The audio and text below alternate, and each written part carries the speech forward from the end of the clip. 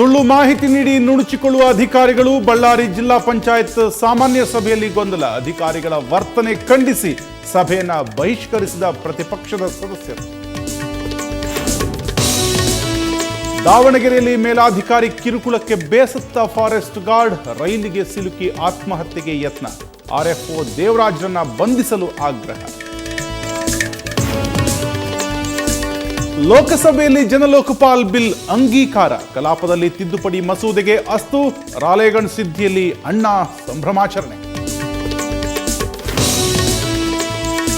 ಪಟ್ಟು ಸಡಿಲಿಸಿದ ಸರ್ಕಾರ. 2006ರ ಸಿಇಟಿ ನೀತಿ ಜಾರಿ ಎಂದ ವೈದ್ಯಕೀಯ ಶಿಕ್ಷಣ ಸಚಿವರು. ರಾಜ್ಯಾದ್ಯಂತ ಮುಂದುವರಿದ ವಿದ್ಯಾರ್ಥಿಗಳ ಪ್ರತಿಭಟನೆ. ಗದಗ್ನಲ್ಲಿ 14 ಶಾಲಾ ಮಕ್ಕಳ ಮೇಲೆ ಹಲ್ಲೆ. ಬೂಟ್ಗಾಲ್ನಿಂದ ಮರ್ಮಾಂಗಕ್ಕೆ ಒದ್ದ ಸದಸ್ಯ. ಕುಮಾರ್ ಲಾಲ್ಕಾರನ್ನ ವಜಾ ಮಾಡುವಂತೆ ಬಿಇಒ ಸೂಚನೆ.